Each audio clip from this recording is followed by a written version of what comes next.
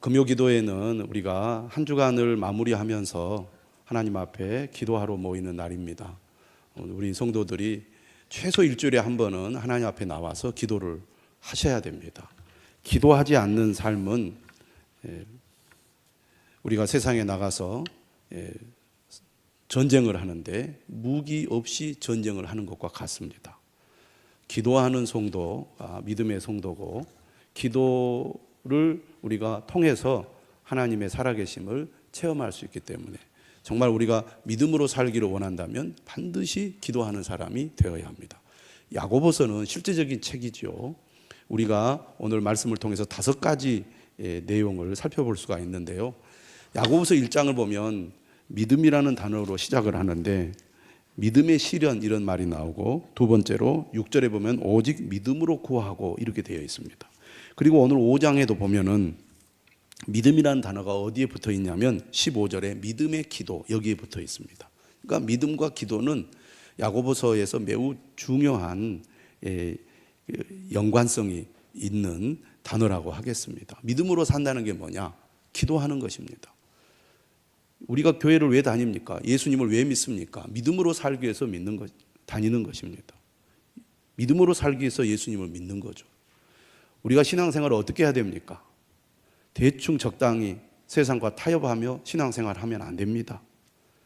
이스라엘 백성들이 하나님께 책망을 받고 포로로 잡혀간 근본적인 이유가 어디에 있습니까? 바로 우상 숭배입니다. 구약 백성들의 우상 숭배의 특징이 뭡니까? 혼합주의입니다. 하나님은 믿는데 우상도 섬기는 거예요. 이걸 하나님이 아주 싫어하셨습니다. 오늘 우리들의 신앙의 행태가 어떻습니까? 교회를 다니기는 다닙니다. 예수님을 믿는다고 말은 합니다. 그런데 믿음으로 사는 사람이 없습니다.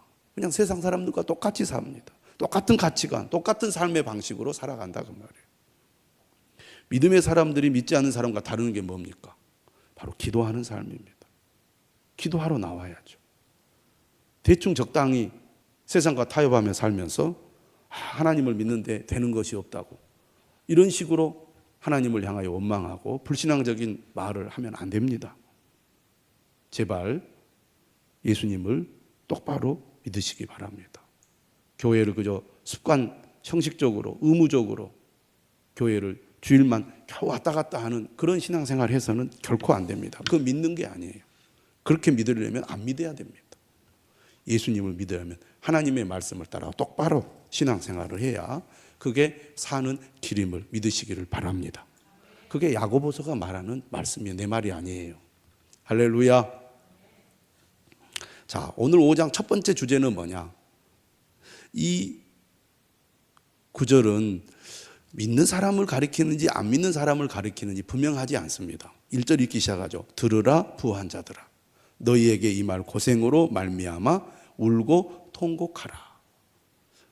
1장에서는 야고보서 말씀을 보면 어떻게 얘기를 했냐면 10절에 부한 자는 자기의 낮아짐을 자랑할지니 이는 그가 풀의 꽃과 같이 지나감이라. 부자인 그리스도인을 향하여 겸손한 마음으로 하나님을 찬양하고 하나님을 섬기고 하나님을 예배하라고 말합니다. 그런데 여기서는 부자를 향해서 매우 심한 경고 그리고 심판의 메시지를 던집니다. 이 부자들이 그리스도인 부자인지 아니면 믿지 않는 부자인지 명확하지는 않지만 문맥으로 보아서는 안 믿는 사람에 가까운 것 같아요. 그리고 교회를 혹 다닌다 할지라도 진짜 예수님을 믿는 사람이라고 볼 수 없는 것 같습니다. 뭐라고 얘기하느냐면 너희에게 임할 고생으로 이렇게 되어 있습니다. 그러니까 지금 현재 고생을 한다는 게 아니에요. 지금은 그들이 어떻게 살고 있느냐? 5절에 보니까 땅에서 자취하고 방종하고 살고 있어요. 그러니까 배불리 먹고 이 세상에서 이 돈이 많다 보니까 삶이 즐거운 거예요. 그런데 지금 너희가 크게 웃으면서 즐겁게 살지 모르지만 앞으로 너희에게 임할 고생을 생각하면서 지금 울어라 그 말입니다. 통곡하라는 겁니다. 그리고 선언을 하죠. 너희 재물은 썩었고 너희 옷은 좀 먹었으며 너희 금과 은은 녹이 슬었으니. 이것은 무엇을 얘기합니까? 비록 지금 가지고 있는 그 부가 결코 그들에게 영원히 주어지지 않는다는 겁니다. 결국 다 그것이 쓸모없게 될 거라는 것이죠. 사실 그렇지 않습니까? 우리가 이 세상에서 누리는 부귀 영화는 영원하지 않습니다. 우리는 솔로몬의 삶을 통해서도 그것을 분명하게 보았습니다. 근데 이들은 무엇을 했느냐? 말세에 재물을 쌓은 데만 관심이 있었어요. 재물을 어떻게 쌓았습니까? 4절 이하에 보니까 그들의 밭에서 추수한 품꾼들에게 삭슬 주지 않음으로 재물을 쌓은 것입니다. 그러니까 한마디로 말하면 그들이 착취를 통해서 부를 축적했다는 것입니다. 부당한 방법으로 가난한 사람들의 삭슬 빼앗아 자신들의 배를 채운 것입니다. 그래서 5절에 이렇게 얘기합니다. 살육의 날에 너희 마음을 살찌게 하였도다. 무슨 얘기입니까? 돈이 많아 배부르게 먹어서 몸과 마음이 지금 완전히 살쪄 있는데 이 살찐 것이 뭐가 같으냐? 짐승을 살육할 때 잘 먹여서 살찌우잖아요. 그래가지고 살육을 하는 겁니다. 그런데 지금 이 부자들이 그런 사람들과 똑같다는 겁니다. 지금은 너희가 배가 불러 모든 것이 평안하고 행복할지 모르겠지만 너희들 반드시 너희의 그런 부당한 부의 축적, 가난한 자들을 외면하고 가난한 자들을 착취하여 부를 축적한 너희들 반드시 하나님의 심판을 받게 될 거라 그런 얘기입니다. 오늘 우리는 이 말씀 어떻게 이해하고 적용해야 될까요? 우리의 관심이 세상의 것에 있어서 오직 세상의 부를 축적하는 데만 우리의 관심, 우리의 이 열심이 거기에만 있다면 우리는 이 말씀을 두려운 마음으로 들어야 합니다. 세상의 관심은 오직 돈, 부유함, 그리고 넉넉하고 여유 있고 호화롭고 인생을 즐기는 데만 관심이 있지 않습니까? 세상은 오직 그것에만 초점을 맞춥니다. 믿는 사람들은 여기에 초점을 맞추고 살아서는 안 된다는 겁니다. 이것 때문에 하나님을 멀리하고 이것 때문에 하나님을 떠나게 된다는 얘기죠. 7절은 두 번째 주제입니다. 무엇에 대해서 이야기합니까? 인내에 대해서 이야기합니다. 여기서는 이렇게 시작을 해요. 그러므로 형제들아. 형제들은 그리스도인을 가리키는 거죠. 주께서 강림하시기까지 길이 참으라. 5장 1절 이하의 말씀에 연결해서 보면 여기서 형제들은 어떤 형제들입니까? 가난한 형제들입니다. 부자들로 인하여 고난을 겪고 있는 가난한 성도들을 가리키는 것 같습니다. 근데 그들을 향하여 길이 참으라는 겁니다. 지금 부자들의 착취에 의해서 힘든 삶을 살아가고 있는 그리스도인을 향하여 이 고난의 때를 견디고 또 참아서 이 어려움을 반드시 이겨내라는 겁니다. 8절에 이렇게 얘기하죠. 너희도 길이 참고 마음을 굳건하게 하라. 주의 강림이 가까우니라. 그러니까 인내하는 비결은 어디에 있습니까? 소망을 주님께 둘 때 인내할 수 있습니다. 그리고 정말 힘이 들고 어려우니까 사람들이 어떻게 하기가 쉽냐면요. 9절에 보니까 형제들아 서로 원망하지 말라. 사람은 여유가 있어야 다른 사람의 관계에서도 여유 있는 태도를 취할 수 있습니다. 그렇죠? 여러분들도 다 삶에서 경험하는 거예요. 내 마음이 복잡해. 내 삶이 복잡해. 그리고 삶이 너무 팍팍하고 힘들어. 그러면요, 사람이 예민해지고요. 다른 사람들에게 여유 있는 태도를 보이기가 쉽지 않습니다. 내가 넉넉하면 남이 조금 더 많이 차지하려고 해도 그렇게 하시라고, 괜찮다고, 더 드시라고 이렇게 하지. 근데 내가 지금 배고파 죽겠는데 아무것도 없어. 지금 이것밖에 없는데 상대방이 욕심을 부리고 더 많은 것을 가져가려고 반드시 성질을 내서 똑같이 나눠야지. 당신이 욕심을 부리면 어떻게 하냐고. 이렇게 나오게 되어 있습니다. 그렇죠? 이거는 본능적인 것 같아요. 그러니까 서로 너무 힘든 성도들이 지금 교회 공동체 안에서 믿음을 지키고 살아가는데 경제적으로 너무 어려워요. 근데 경제적으로 어려운 성도들이 서로 여유가 없다 보니까 서로 예민하고 예민한 반응을 하다 보니까 서로 간에 갈등이 생기고 그러다 보니까 이제 서운하고 또 누가 더 막 많은 것을 누리고 이렇게 하는 것을 보면 시기가 나고 질투가 나서 미운 마음이 생기고 이러다 보면 원망하는 마음이 생긴다 그 말이에요. 그러니 어려움 때문에 고난 때문에 힘든 삶을 살고 있는 성도들을 향하여 그런 어려움 때문에 믿음을 잃거나 또 갈등이 일어나서 하나님 앞에 죄를 지거나 그래서는 안 된다는 겁니다. 그래서 형제들아 서로 원망하지 말라. 그리하여야 심판을 면하리라. 고난과 어려움 속에서도 믿음이 굳건한 사람은 오히려 하나님의 약속의 말씀을 붙들고 오히려 더 양보하고 더 손해보고 남을 배려하고 남을 돕는 그런 삶을 살아갑니다. 예전에 정말 어려운 시절에 그리스도인들은 정말 어려워도 베풀고 섬기고 나누고 그리고 돕는 그런 삶을 실천했습니다. 그런데 지금 우리가 사는 이 시대 물론 어려움 가운데 있는 분들도 많이 계시지만 과거에 비하면 훨씬 더 여유가 있어도 마음의 여유는 부족한 것 같아요. 형제들아 서로 원망하지 말라. 그리하여야 심판을 멸하리라. 보라 심판주가 문 밖에 서 계시느니라.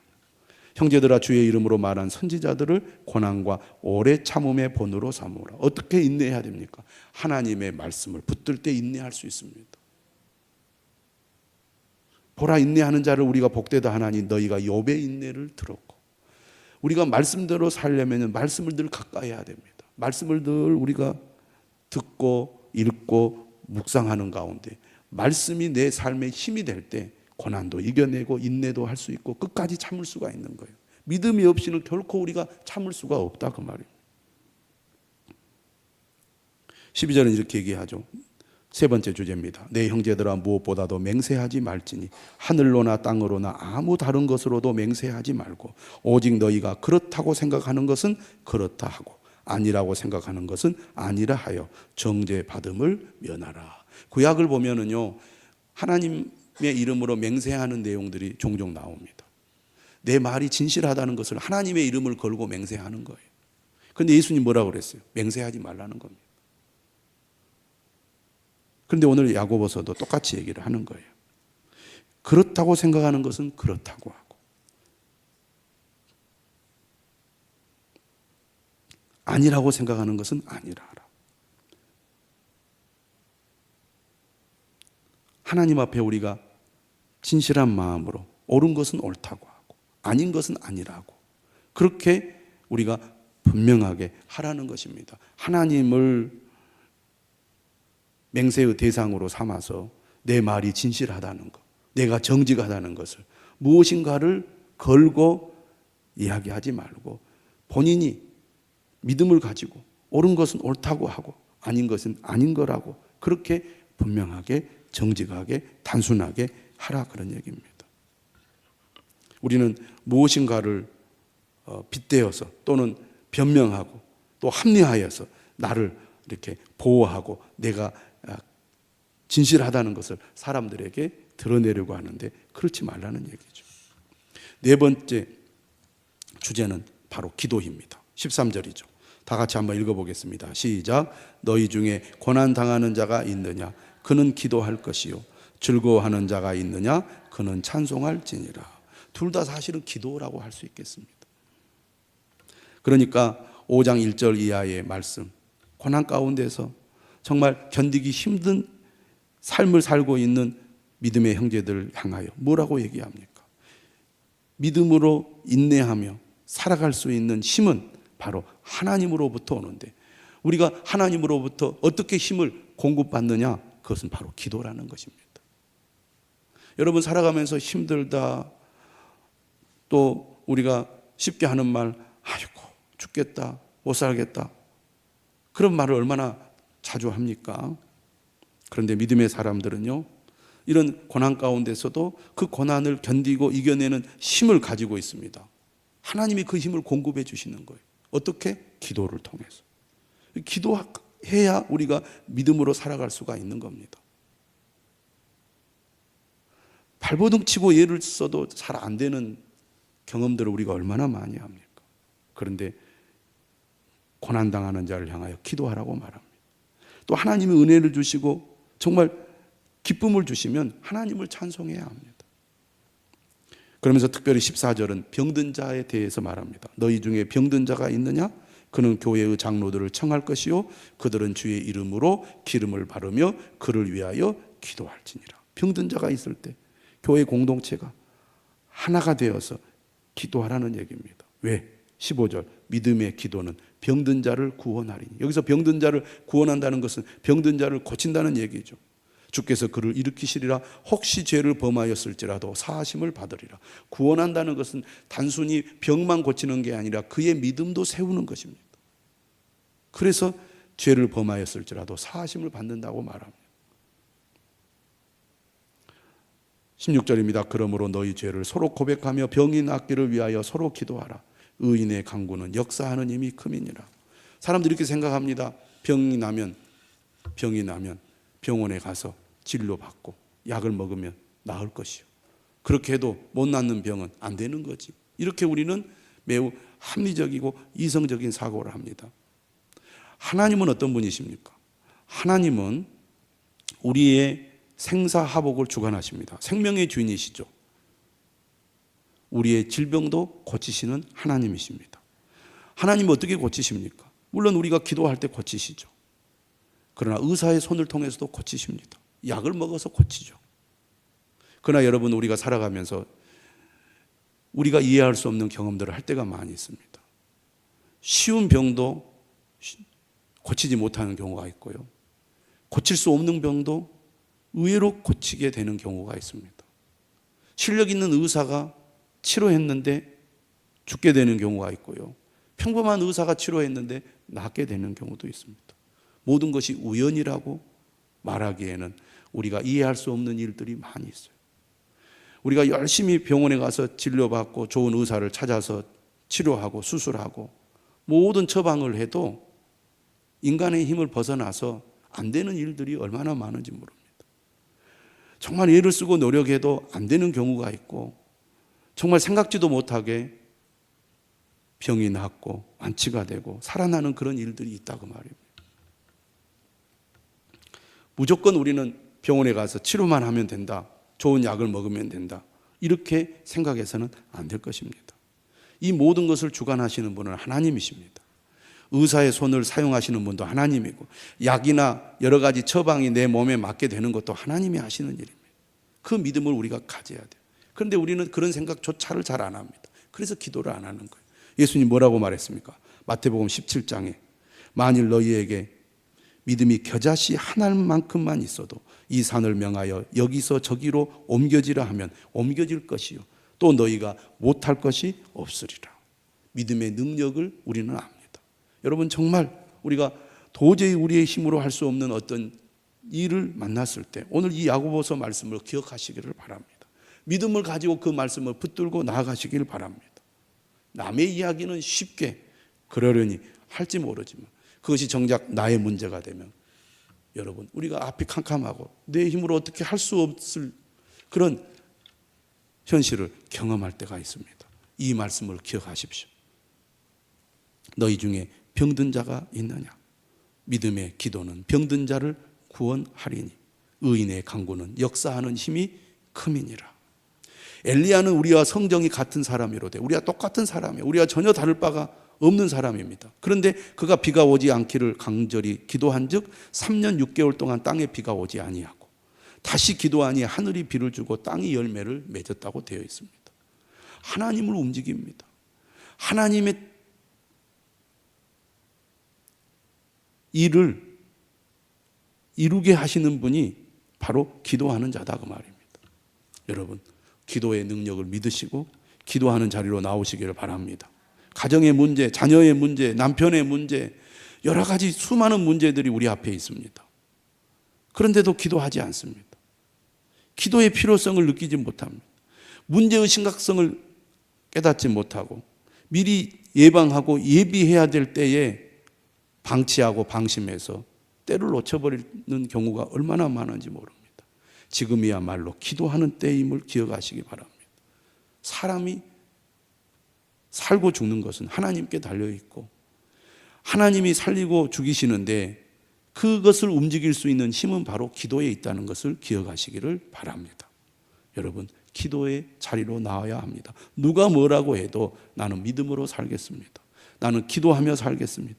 하나님께서 반드시 도와주실 것을 믿습니다. 하나님이 도와주셔야 내 삶이, 내 가정이, 내 미래가 바르게 될 것을 나는 믿습니다. 이 믿음으로 하나님 앞에 나아가시기를 바랍니다. 오히려 평안할 때, 아직 문제가 일어나지 않을 때 기도의 자리로 나아가야 하는 것입니다. 마지막 5번째 19절입니다. 내 형제들아 너희 중에 미혹되어 진리를 떠난 자를 누가 돌아서게 하면, 19절에 보니까 너희 중에라고 되어 있어요. 형제들 중에 교회를 다니다가 예수를 믿다가 진리를 떠난 자들이 있다고 말이에요. 매우 현실적인 얘기죠. 실제로 우리가 교회 생활하면서 경험하는 일들입니다. 그럼 이런 사람들 어떻게 해야 됩니까? 20절에 말합니다.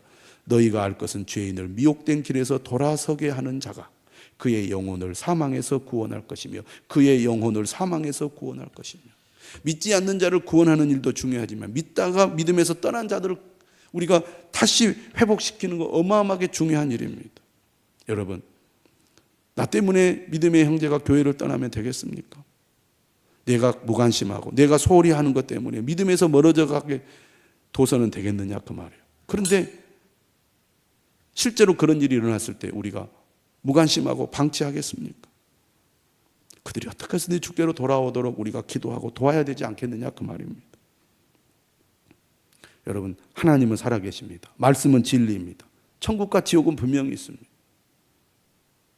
내 가족이, 믿지 않는 내 주변의 사람들이, 내가 전도하지 않아서, 내가 그들을 주께로 인도하지 않아서 저 영원한 형벌을 받게 된다면 그것처럼 비극적인 일이 어디 있겠습니까? 영적인 시각을 가지고 세상을 보고 사람을 보고 우리 주변의 가족들을 볼 수 있는 여러분들이 되시기를 바랍니다. 오늘 말씀을 의지해서 간절한 마음으로 기도하겠습니다. 여러분, 세상의 부귀영화에 우리 마음을 빼앗겨 하나님을 멀리하고 세상으로만 나아가고 있지는 않습니까? 경제적인 어려움 때문에 너무 힘이 들어 정말 견디기 힘든 그런 고통 가운데 있습니까? 그것 때문에 믿음도 약해지고 하나님과의 관계도 멀어지고 있지 않습니까? 오늘 주의 말씀을 듣고 오직 주님을 바라보고 말씀을 의지하여 인내하는 가운데 어떤 어려움에서도 믿음을 떠나지 않는 그런 사람이 될 수 있도록 기도하시기를 바랍니다. 기도해야 합니다. 기도해야 고난을 이겨냅니다. 기도해야 병도 고칠 수 있습니다. 기도해야 우리의 삶의 문제를 해결할 수 있는 거예요. 우리 주변에 미혹을 받아 진리를 떠난 자들이 있다면 그들을 위해서 기도해 주시기를 바랍니다. 우리 이 시간 다 같이 간절한 마음으로 말씀을 의지해서 기도하도록 하겠습니다. 우리가 통성으로 소리내어 기도할 텐데요, 여러분 마음을 집중하여 기도하시기 바랍니다. 가정에서 예배 드리는 분들도 자세를 바르게 하시고 무릎을 꿇고 하나님 앞에 기도할 수 있기를 바랍니다. 우리 다 같이 통성으로 기도하겠습니다.